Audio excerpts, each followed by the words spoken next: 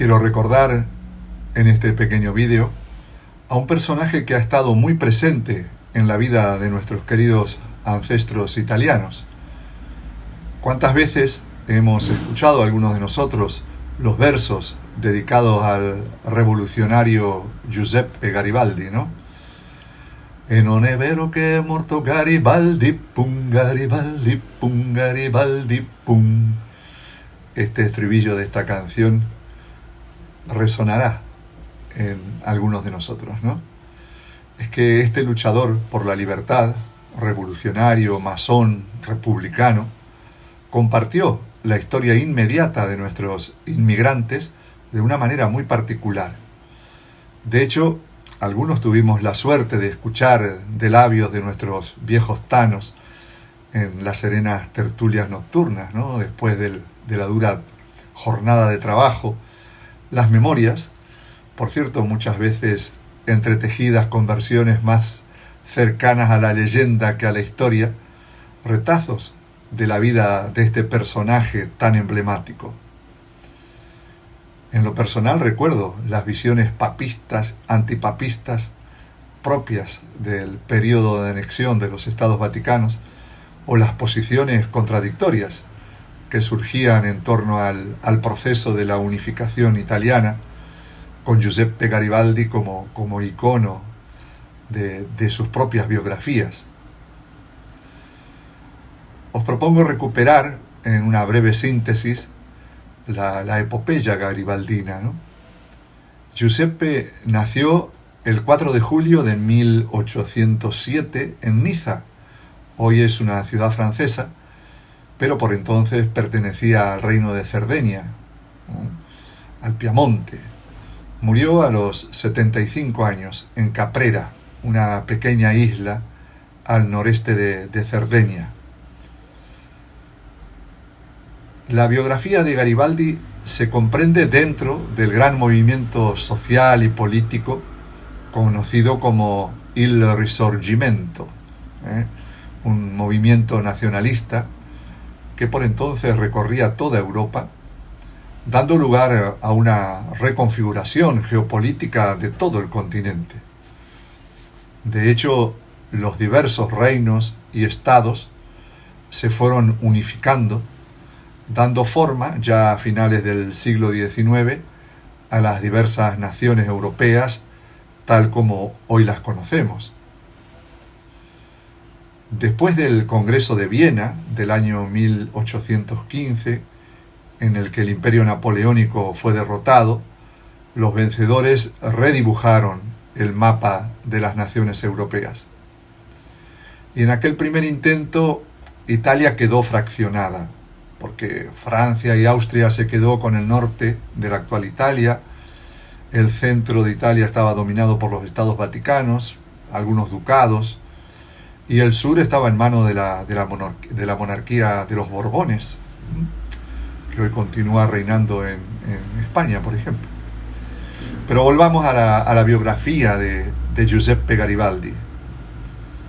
En 1834, con apenas 27 años, se unió al movimiento nacionalista llamado Joven Italia, que luchaba por la independencia del Piamonte. Ahí fue hecho prisionero y de hecho condenado a muerte, pero escapó y se refugió en Sudamérica, uniéndose a los procesos independentistas de Brasil y también de Uruguay. En Brasil, de hecho, conocería a la que se recuerda como Anita Garibaldi, su mujer. Ella le acompañó en sus campañas de independencia y también en sus procesos de exilio, convirtiéndose junto a Giuseppe en una heroína de la libertad. Por cierto, a Garibaldi no le faltaron combates y escaramuzas en su firme y perseverante compromiso por la libertad. Fue muy coherente con su ideología.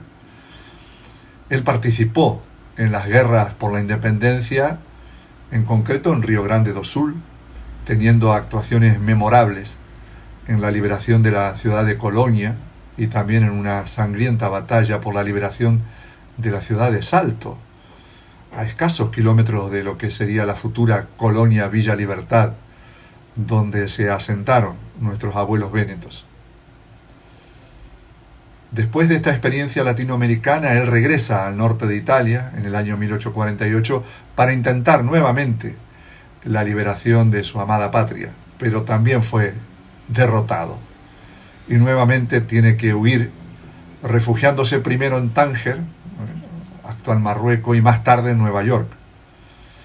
Y ya por entonces gozaba de un gran prestigio como militar, experto en guerras, ¿no? Finalmente, en 1856 regresó a Italia, pero esta vez unido al rey Víctor Manuel II, que ya había logrado la unificación del norte de Italia.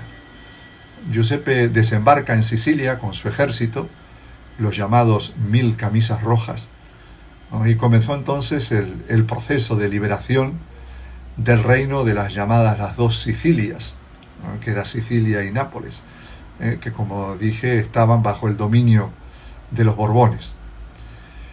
Logró Giuseppe Garibaldi un gran apoyo popular. Muchas personas, muchos jóvenes, se unieron a su campaña militar.